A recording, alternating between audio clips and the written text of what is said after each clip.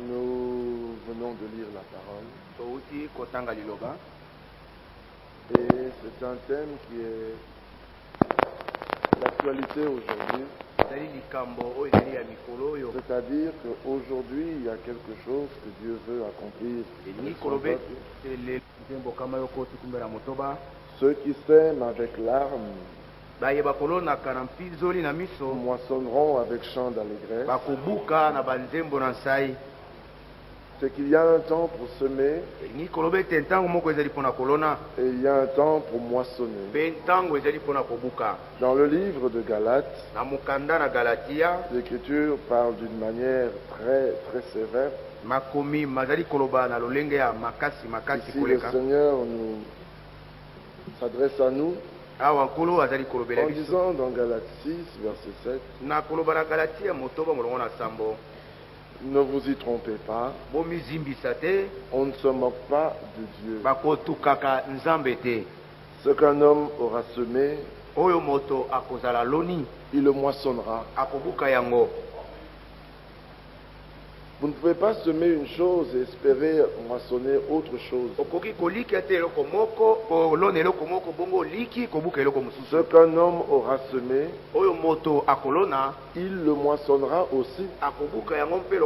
Et au verset 8, celui qui sème pour sa chair, voici ce qu'il va récolter. Il moissonnera de la chair la corruption. Mais celui qui sème pour l'esprit moissonnera de l'esprit la vie éternelle. Ne nous laissons pas de faire le bien, car nous moissonnerons au temps convenable si nous ne nous relâchons pas. Amen. Vous voyez, ce sont trois petits versets, mais tout a été dit. Dans ce que nous faisons, soit vous semez pour la chair, soit vous semez pour l'esprit. Dans tout ce que vous dites, dans tout ce que vous pensez, dans tout ce que vous faites, vous êtes en train de semer. En fait, en permanence, nous sommes des semeurs. Mais le problème est très simple. Dans 2 Corinthiens, au chapitre 9, je pense, l'Écriture dit une chose très intéressante. 2 Corinthiens 9,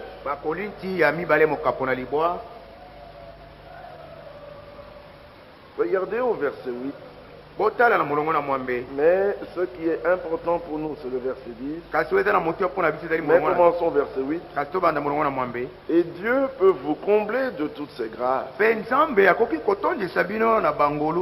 afin que possédant toujours, en toutes choses, de quoi satisfaire à tous vos besoins,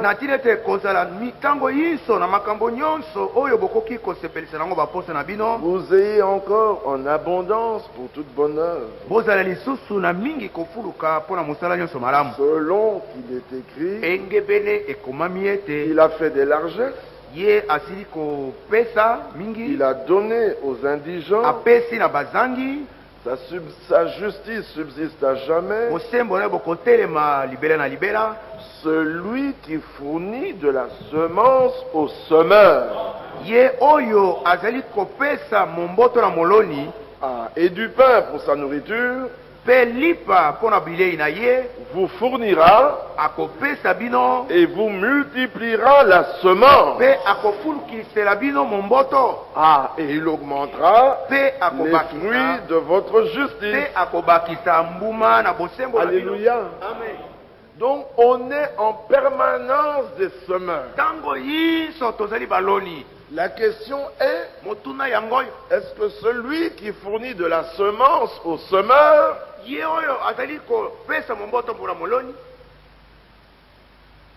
Est-ce que celui qui fournit la semence au semeur,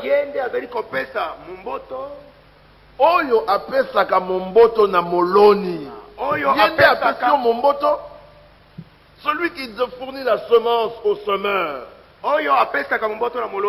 est-ce que c'est celui qui t'a fourni la semence que tu sèmes? C'est ça la question.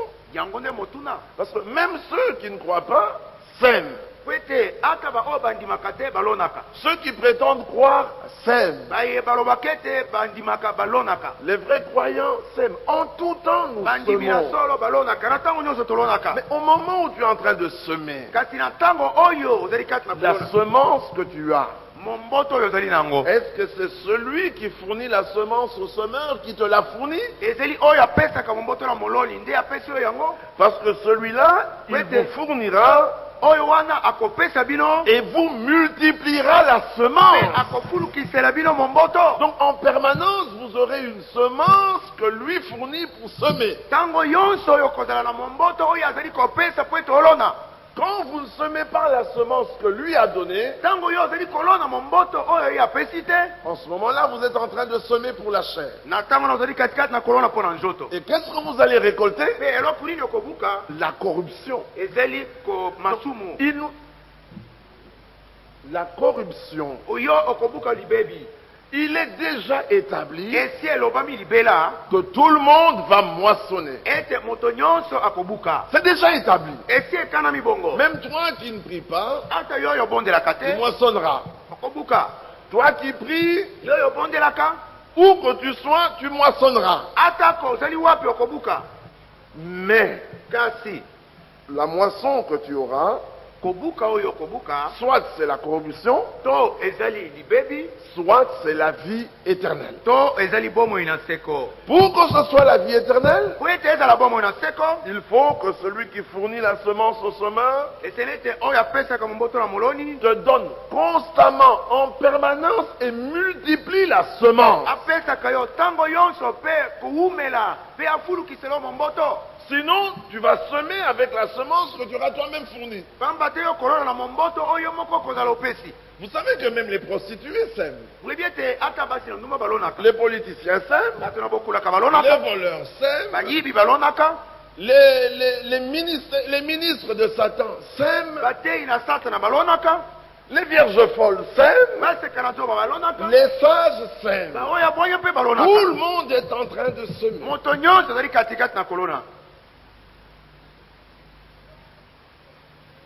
Donc tout le monde récoltera. Alors le Seigneur dit dans Galates, où nous avons lu, ne vous y trompez pas. On ne se moque pas de Dieu. Dimanche, nous avons entendu parler de ces hommes qui se trompent eux-mêmes. Et ici, le Seigneur dit, mais ne vous y trompez pas, ça ne sert à rien de vous tromper à vous-même, de vous égarer dans des raisonnements vains. Ce qu'un homme aura semé, c'est ce qu'il moissonnera. Et celui qui sème pour sa chair, voilà ce qu'il moissonnera, c'est la corruption. Bien-aimé, au verset 6 de 2 Corinthiens 9, là il dit encore, sachez-le, celui qui sème peu moissonnera peu. Et celui qui sème abondamment moissonnera abondamment. Donc il se pourrait même que vous ayez la bonne semence. Mais si vous semez peu, vous récolterez peu. Remarquez que dans le naturel, selon l'étendue du champ et la quantité de semences que tu as, tu peux déjà prévoir plus ou moins la quantité de récolte que tu auras. Si dans le spirituel tu t'avances, voulant semer peu, tu récolteras peu. Et celui qui sème beaucoup, celui-là, il est certain, comme nous l'avons lu dans le psaume 126. Regardez, c'est merveilleux. Ceux qui sèment avec larmes moissonneront avec chant d'allégresse. Celui qui marche en pleurant quand il porte la semence revient avec allégresse quand il porte ses gerbes. Et nous avons entendu, et un grain en produit 30, un autre 60, et un autre 100. Tu as beaucoup travaillé, mais tu recevras beaucoup aussi en retour.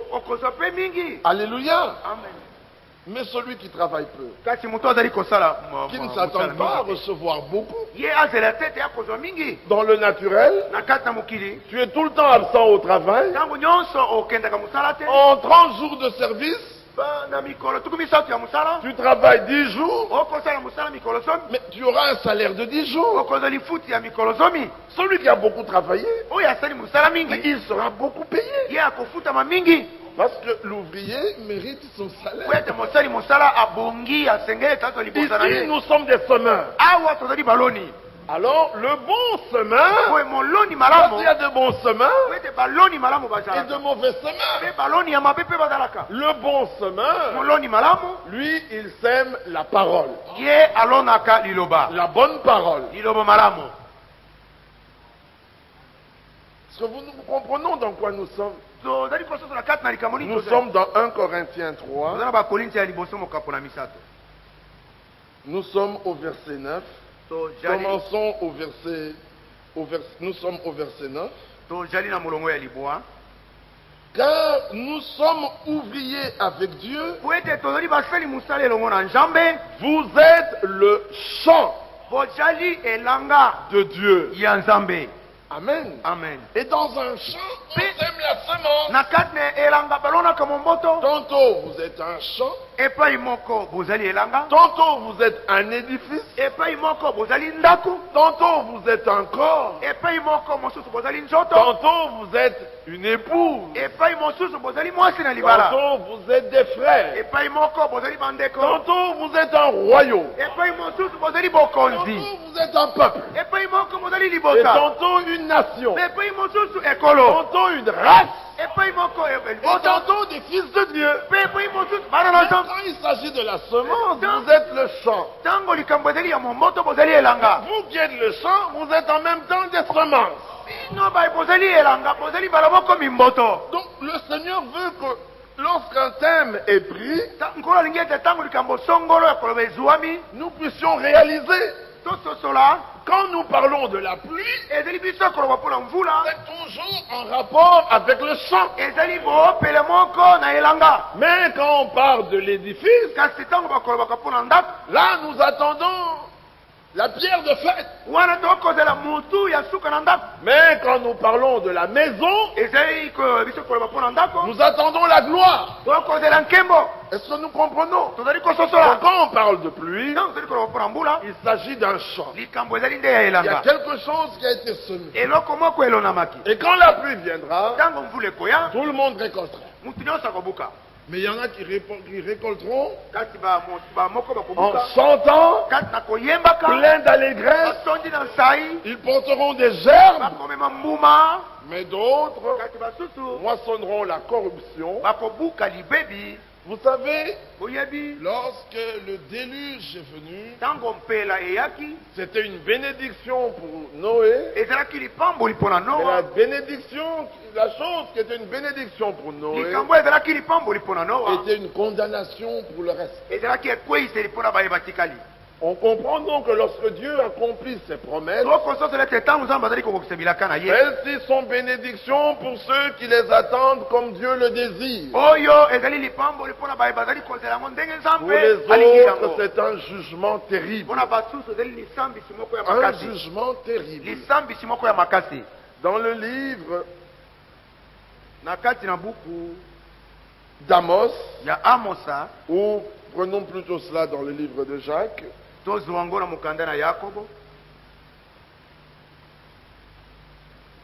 Il est dit dans Jacques au chapitre 4,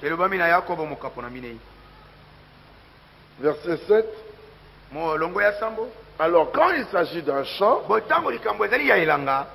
il s'agit aussi de savoir être patient. Parce que quand vous travaillez dans un champ, ce n'est pas quand vous avez semé que vous allez récolter. Non, il y a toujours un temps entre les semailles et la moisson. C'est un temps d'épreuve. C'est un temps où la patience doit être de mise. C'est un temps pendant lequel vous devez travailler dans votre champ. Regardez, au départ, vous aviez des semences. Vous semez et puis vous n'avez plus rien. Et vous travaillez pendant des mois et des mois pour retourner la terre. Vous enlevez les mauvaises herbes. Vous arrosez. Vous revenez, vous taillez. Vous combattez les insectes. Vous combattez les vers de terre. Vous combattez les vers qui viennent ronger les arbres pour sucer la vie.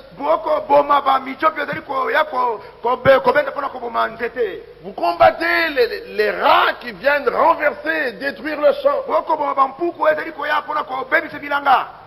Vous mettez des épouvantails pour chasser les oiseaux qui viennent détruire le champ. Vous combattez les bêtes sauvages qui vont passer dans le champ. Vous veillez à ce que les renards ne puissent pas entrer parce qu'ils vont détruire la récolte. Ce sont des moments difficiles pendant lesquels vous travaillez et vous n'avez rien. Et puis pendant un temps, vous voyez le fruit qui vient. Mais le temps de mûrissement est un temps très court. Celui qui ne connaît pas, qui n'est pas un connaisseur, il va entrer dans le champ. Faisons la récolte. Le connaisseur dit non. Le fruit n'est pas encore mûr. Soyez patient. Jusqu'à l'avènement du Seigneur. Voici le laboureur attend quoi? Le précieux fruit. C'est un fruit précieux. Et regardez, il a travaillé pendant longtemps. Non, le fruit est précieux. Alors il ne faut pas le blesser à la récolte. Vous ne prenez pas n'importe qui pour venir faire la récolte. Non. Parce qu'il risque de détruire le champ. Il va détruire les fruits. La cueillette se fait de plusieurs manières. Ceux qui n'ont jamais travaillé au champ, ils font n'importe quoi. Ils ont un champ de manioc, mais ce sont des racines qu'il faut récolter. Si tu y mets ta houe n'importe comment, tu vas couper le manioc en deux, en trois, en quatre. Et tu vas faire ta récolte. Alors il attend le précieux fruit de la terre, prenant patience à son égard. Il prend de la patience à l'égard du fruit, jusqu'à ce que celui-ci ait reçu les pluies de la première et de l'arrière-saison. Regardez comment les pluies de l'arrière-saison sont brèves. À 13h30, 14h, le ciel était dégagé. En 10-15 minutes, le ciel s'est assombri. Il faisait noir comme en pleine nuit. La pluie est tombée. Les laboureurs ont dit merci Seigneur. Mais les gens qui étaient en ville ont dit mais comment allons-nous arriver à la maison? La pluie nous empêche de rentrer chez nous. Parce qu'ils n'étaient pas au bon moment, au bon endroit. Au moment où la pluie est tombée, ils étaient ailleurs. Si la pluie les avait surpris à la maison, ils seraient heureux. Ah, maintenant la pluie les a surpris en chemin. Alors la pluie qui était une bénédiction pour les uns est devenue un problème pour les autres. Mais ça n'a pris que quelques minutes. Oh, mais des minutes d'abondante pluie.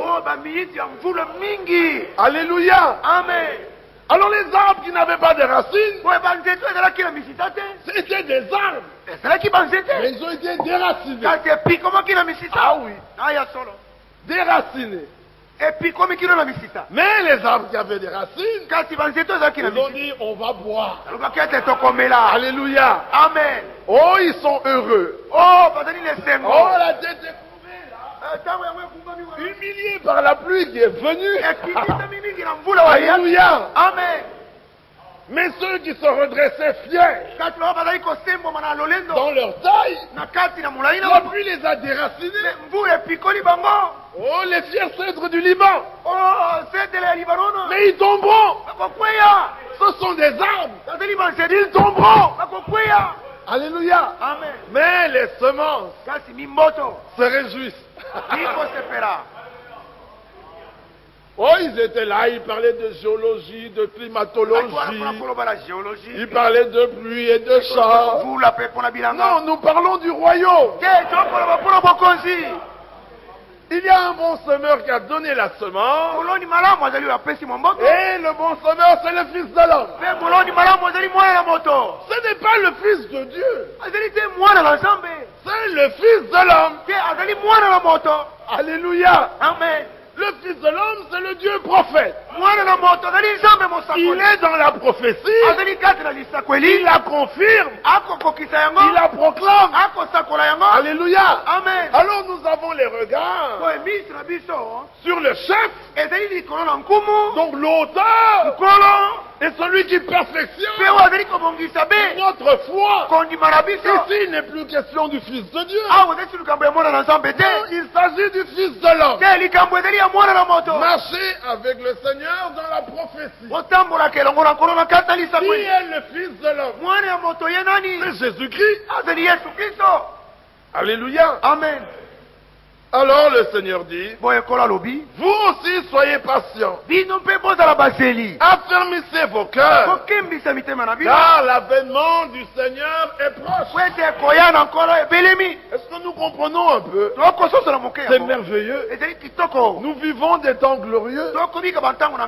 La pluie sera une chose si glorieuse que Michée 7 dit, les nations mettront la main sur la bouche.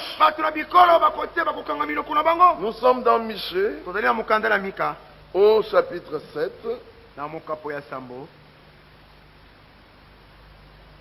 Il est dit au verset 16. Commençons au verset 14. Fais ton peuple avec ta houlette. Et regardez la fin du verset. Comme au jour d'autrefois. Amen. C'est-à-dire, ramène ceux qui étaient. Alléluia. Amen. Comme au jour où tu sortis du pays d'Égypte. Oh, mais je te ferai voir des prodiges.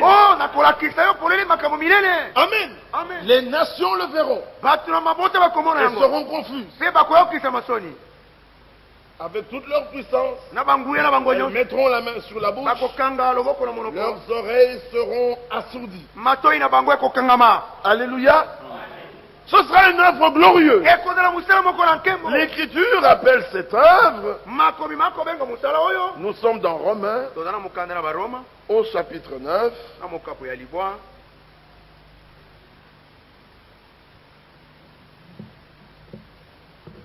Il est dit là au verset 9, verset 28, regardez, car le Seigneur exécutera pleinement promptement, d'une manière abrégée, pour une œuvre courte.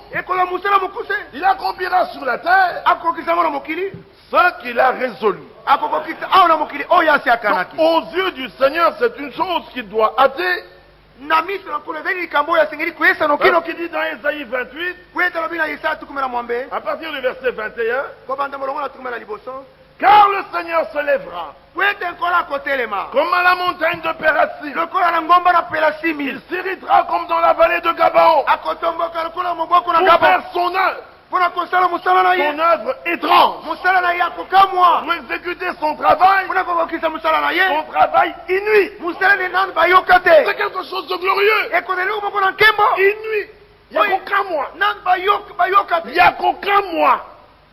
Une inouï. C'est ce qu'il va faire. Mais quand on entend ça, les hommes se mettent encore une fois à faire ce qu'ils ont toujours fait. Ils commencent à s'imaginer l'accomplissement de la promesse.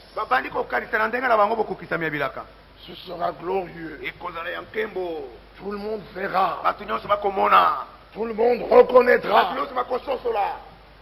Et cependant, quand le Seigneur accomplit la prophétie, tout s'accomplit, ça passe inaperçu.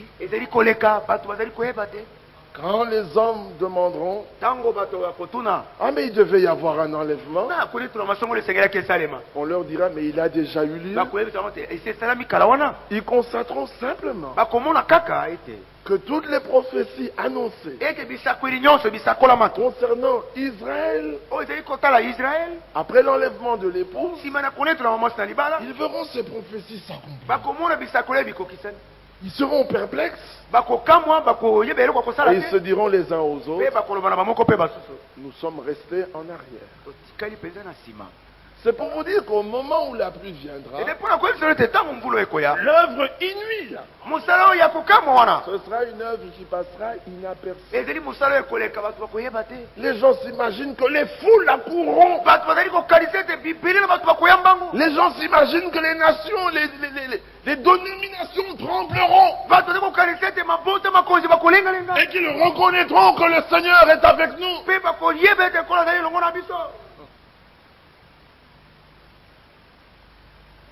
Ils étaient là dans le temple.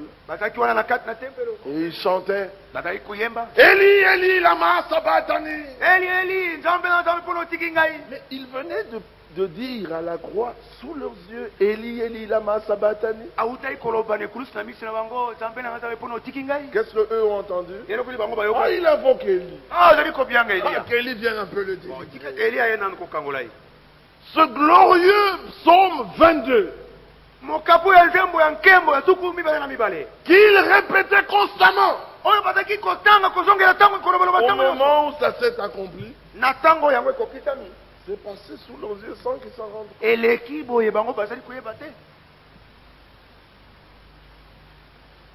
Si l'étoile que les mages avaient suivie était si facilement reconnaissable, tout le monde aurait été voir où se tenait cette étoile. Les gens ont vu. Mais il n'y avait rien pour attirer les regards. Semblable à celui dont on détournait le regard. Dit l'Écriture. Ils étaient assis dans le temple. Dit le Messie doit venir. Celui qu'on appelle le Christ.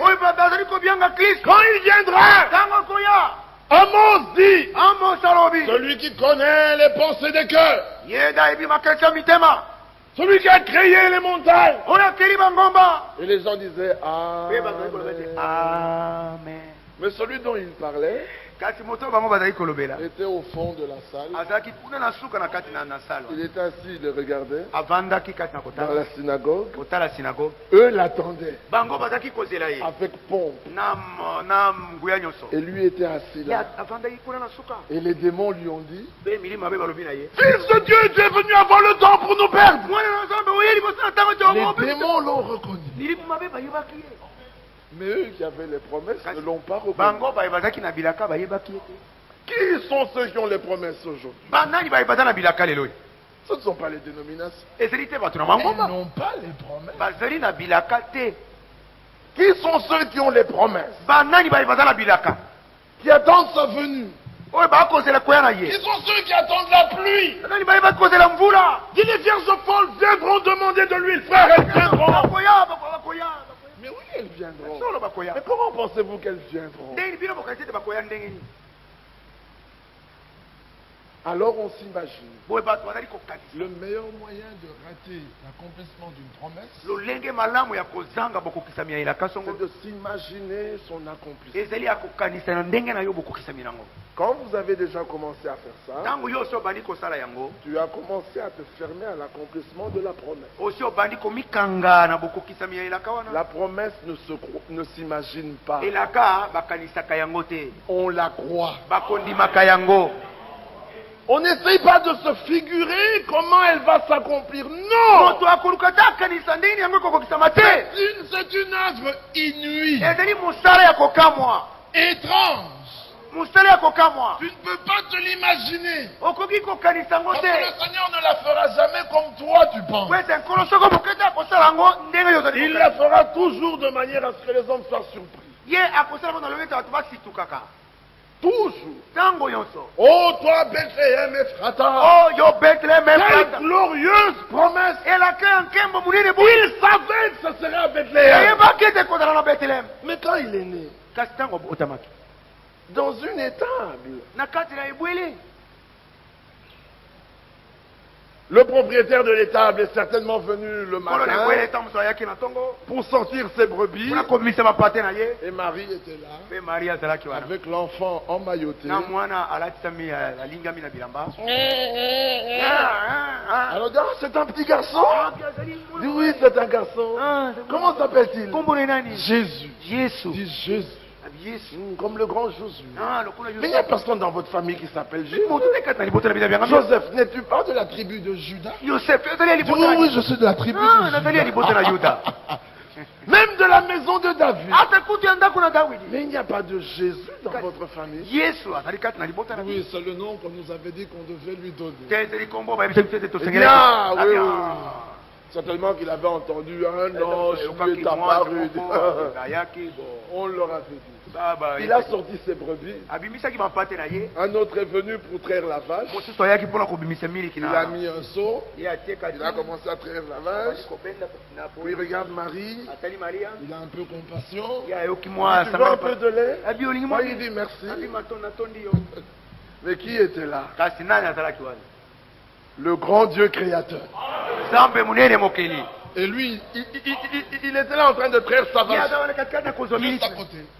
Puis il est sorti. Il a dit, ah oui, mais j'ai vu son fils. Oh, il est beau. C'est un petit garçon là. Et il est parti. Mais quand cet enfant est né, les anges sont descendus. Mais ils ne sont pas descendus à Bethléem. Non, loin dans la prairie là-bas. Il y a des bergers. Aujourd'hui, dans la cité de David, il vous est né un sauveur. Il est le Seigneur, le Christ. Mais Bethléem ne savait rien.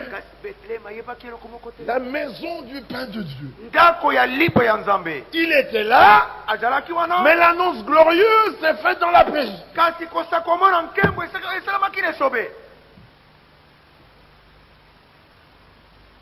La pluie, frère, nous attendons la pluie de l'arrière-saison. Oui. C'est Amen. Oh, nous ferons des prodiges. Mais c'est Amen. Et cependant, l'enlèvement aura quand même lieu sans que vous puissiez vous en rendre compte. Et pourtant, il y a eu un événement glorieux. Le Messie était là. Il courait dans les rues. Peut-être qu'il avait le rhume comme tous les enfants. Jésus vient ici et puis il vient en courant. Mais il a fallu que des mages viennent de loin pour l'adorer. Bethléem n'avait rien vu. Nous attendons la pluie. Mais comment l'attendez-vous? L'imagination est trompeuse. Elle empêche l'accomplissement de la promesse. En fait, la promesse s'accomplit. Mais toi, tu passeras à côté. Dis frère, il n'y aura plus que des justes. Mais il y a eu un temps où il n'y avait que des justes. Ça n'a pas empêché qu'on les arrête, qu'on les persécute. Vous oubliez aussi que l'Écriture dit qu'il y a une pression qui va venir sur l'Église avant l'enlèvement. Ce qui est représenté par le dragon qui se tient là pour dévorer l'enfant qui va naître. Et un jour, on ne pourra plus se réunir. Oh, mais c'est au moment de la grande pluie. Mais les choses se feront.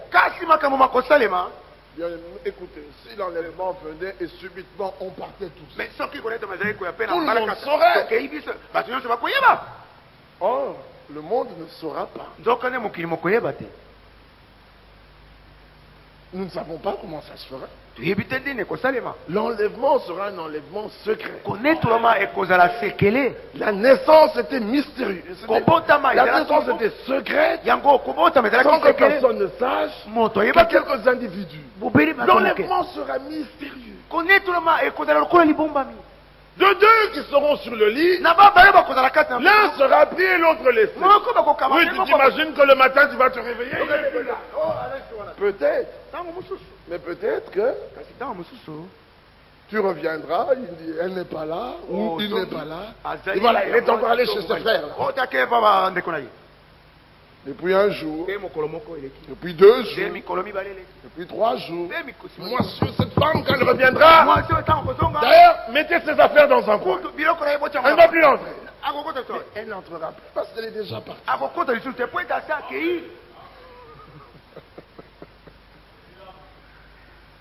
Les choses ne se feront pas comme plusieurs le pensent. En fait, plusieurs attendent la pluie, du moins certains, pour tirer vengeance. Et dire aux autres, vous voyez, mais c'est certain que ça n'arrivera pas avec toi. Parce que la pluie ne peut pas venir sur des sentiments comme ceux-là. Parce que ce sont des sentiments qui doivent récolter la corruption. Quand cette onction glorieuse était venue sur le messager de l'heure, mais regardez quel type de sentiment il avait. Pour que le Seigneur puisse lui dire, dis ce que tu veux et cela arrivera. Mais il ne peut pas le dire à un homme qui a encore des sentiments charnels. Mais il risque de maudire tout le monde. Il faut que ce soit un homme rempli des sentiments de Christ. Ayez en vous les sentiments qui étaient en Christ. Il ne peut pas dire à n'importe qui, proclame la parole et ça arrive. Oh, il faut un homme dans la position de Christ. Il regarde le coupable, il est saisi de compassion. Derrière le peuple, il dit, oh, il leur manque un berger. Il voit une femme qui passe pleurant son enfant, il est touché, il s'arrête, il la ressuscite. Alléluia. Sois un homme touché par l'amour.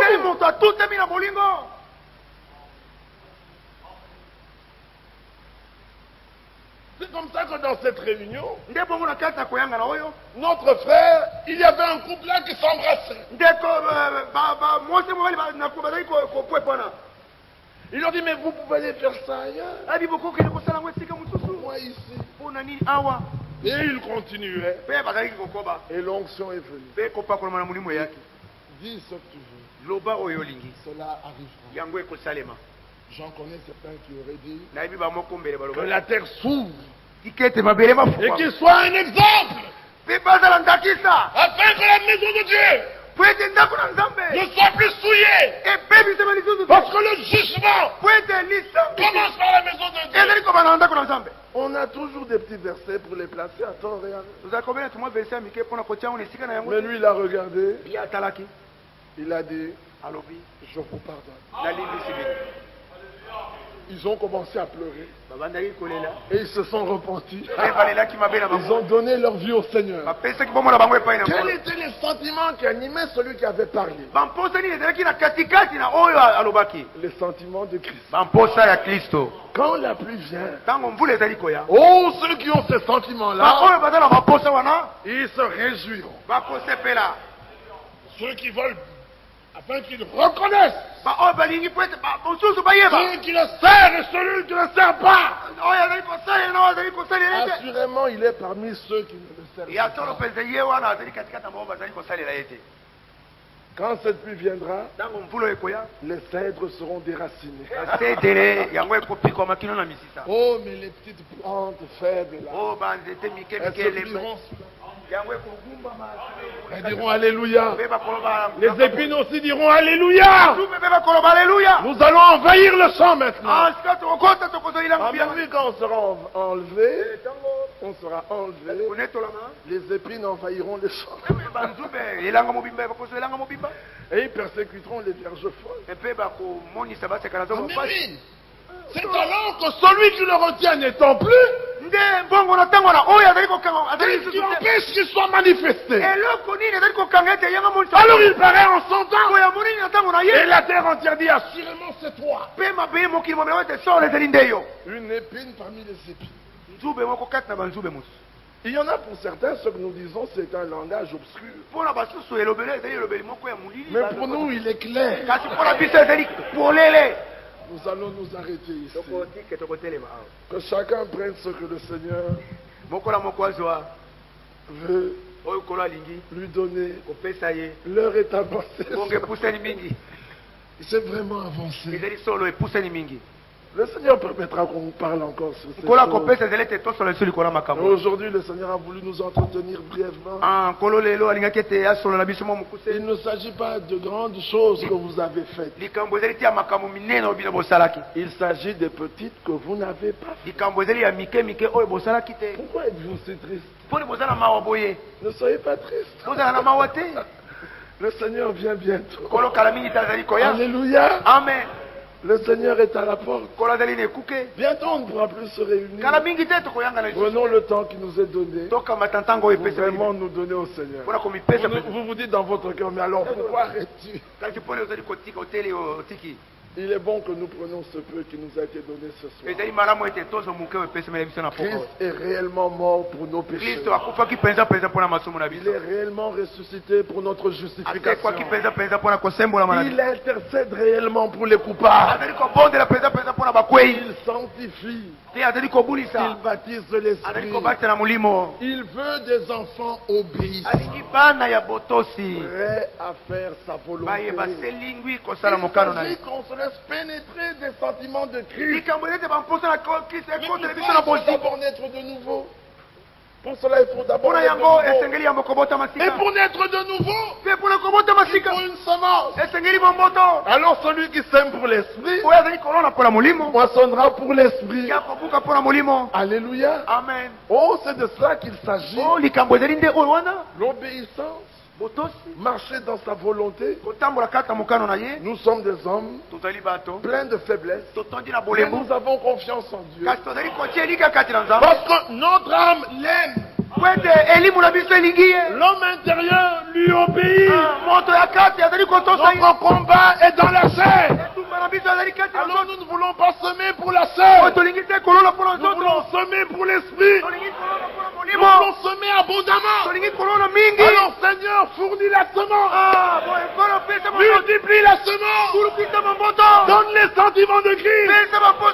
On attend la pluie de l'arrière-saison. Sans interpréter. Mais avec foi. Sachant que ce que Dieu dit, il accomplit. Et il le fera. Une récolte glorieuse. Alléluia. Amen. Nous allons nous lever. Pour nous remettre dans les mains du Seigneur.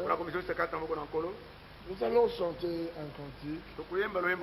Rocher d'âge. Rocher d'âge est fendu. Laisse-moi me cacher en toi. Laisse-le avec le sang qui coulait de tes pieds.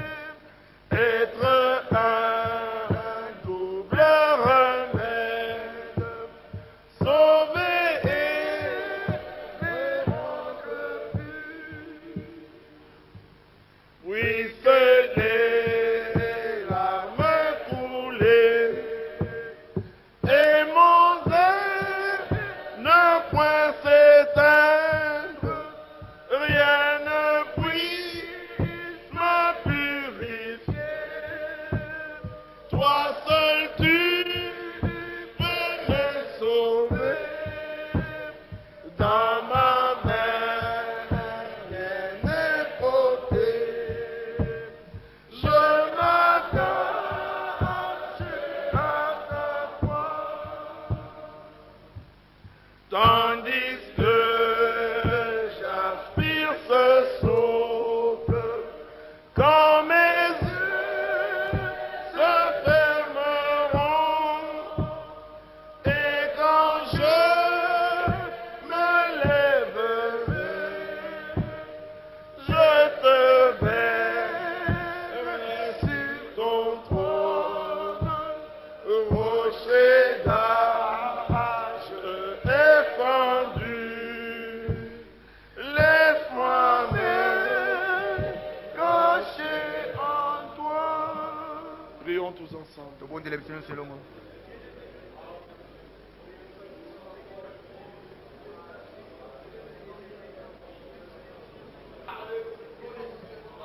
Près de la croix, garde-moi, la fontaine précieuse, gratuite et guérissante, coulant du calvaire à la croix. À la croix, à la croix, et frère à jamais, attendant que tu reviennes pour me prendre avec moi.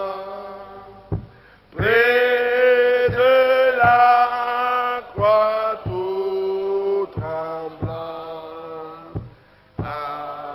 amour, grâce me trouve, là le soleil de justice rayonne autour de moi. À la croix, à la croix, oh, oh, à la croix, Jésus est là à jamais, attendant que tu reviennes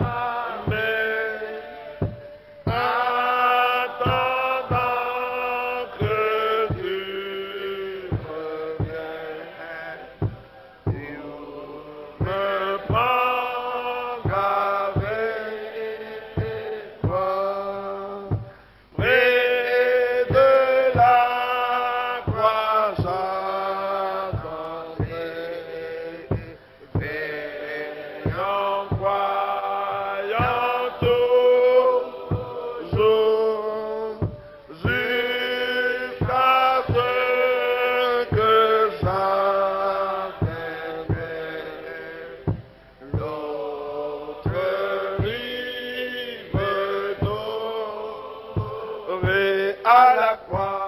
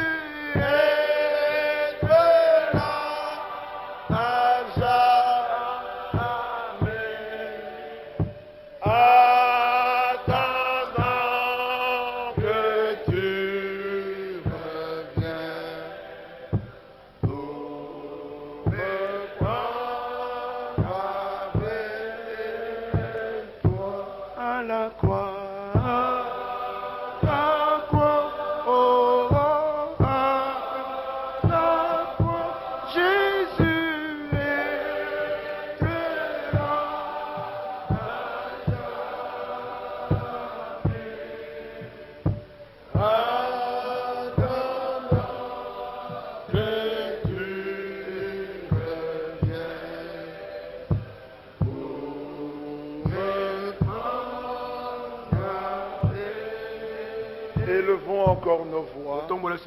Tournons nos regards vers le Seigneur.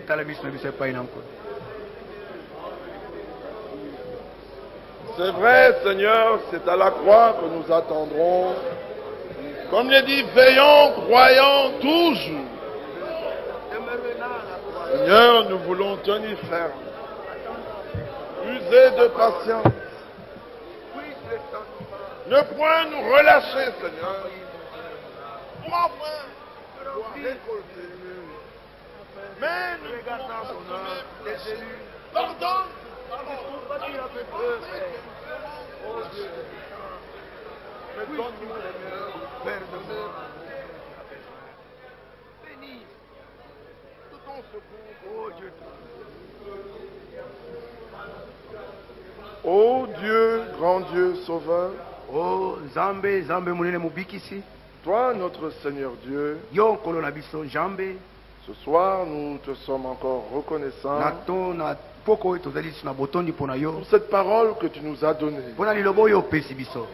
Oui, tu nous as encore donné de la semence. Selon qu'il est dit que celui qui fournit la semence au semeur, il vous fournira de la semence et la multipliera. Car c'est celui qui sème en abondance qui pourra aussi récolter en abondance. C'est vrai que nous semons, nous portons la semence avec l'arbre. L'arbre pour nos propres manquements, nos faiblesses, nos fautes. L'arbre pour ce que nous voyons l'ennemi faire, pour la destruction qu'il apporte, pour le combat qu'il mène. Mais nous savons que c'est un combat perdu d'avance. Car Christ a vaincu. Et nous vaincrons avec lui. Et déjà nous avons vaincu avec lui. Alors nous savons que nous récolterons avec des chants d'allégresse. Et que nous porterons les gerbes avec joie. Nous ne voulons point semer pour la chair. Car ce que nous voulons récolter, c'est la vie éternelle. Ainsi, Seigneur, que toute parole, toute pensée, sentiment, acte qui sème pour la chair, puisse être banni du milieu de nous, banni dans nos vies, pour que nous puissions semer pour l'esprit et récolter de l'esprit la vie éternelle. Oh, ce précieux fruit, nous l'attendons. Et déjà la pluie s'annonce. Nous voulons être trouvés dans tes sentiments pour être prêts ce jour-là. Ce sera une œuvre inouïe, mais une œuvre abrégée. Voilà pourquoi nous voulons croire et marcher dans la foi et te dire, Seigneur, sauve-nous, guéris-nous, pardonne nos péchés, délivre, purifie, sanctifie, baptise de l'esprit. Que la gloire te revienne. Car tu es digne de louange. Et tu as dit que tant que les semailles subsisteront, une récolte. Et le temps de la moisson est venu. Nous sommes ces ouvriers de la dernière heure. Voilà pourquoi nous voulons prendre garde à tes instructions et marcher dans la crainte. Seigneur, tu sais que de nous-mêmes, nous ne pouvons rien. Nous avons besoin de ton soutien. Nous appelons à ton secours. Au secours divin. À ta grâce. Une source de salut pour nous. Et nous voulons pouvoir marcher dans l'obéissance. Ainsi, Seigneur, aide-nous à être des enfants obéissants. Tu connais nos cœurs. Tu connais ce dont nous avons besoin. Puisses-tu nous accorder au-delà de tout ce que nous pouvons penser. Et que ta force puisse agir en nous. Bénis les âmes qui sont présentes. Bénis ceux qui n'ont pas pu venir. Et que la gloire, la louange te revienne. Dans le nom de Jésus-Christ. Amen. Vous pouvez vous asseoir. Nous allons chanter un cantique. Et je vais remettre la conduite à mon frère. Le Seigneur fait bien toutes choses. Même si les prédications sont parfois courtes, elles sont bonnes. L'homme n'est jamais satisfait. Quand il pleut, il pleut. Et quand il y a du soleil, ce soleil. Et quand il y a le froid, ce froid. Alors Dieu ne demande plus notre avis. Il envoie la pluie en son temps, le soleil en son temps. Alléluia. Les hommes, quand la prédication, ils disent, oh, nous avons tenu jusqu'à 19h moins quart. Et quand on veut sortir à 18h15, oh, mes frères, c'est trop court. Alors Dieu fait comme il veut. Nous allons chanter Bwana, c'est la page 68, oui. Bwana nina kungojea. Bwana nina kungojea. Une, deux. Bwana nina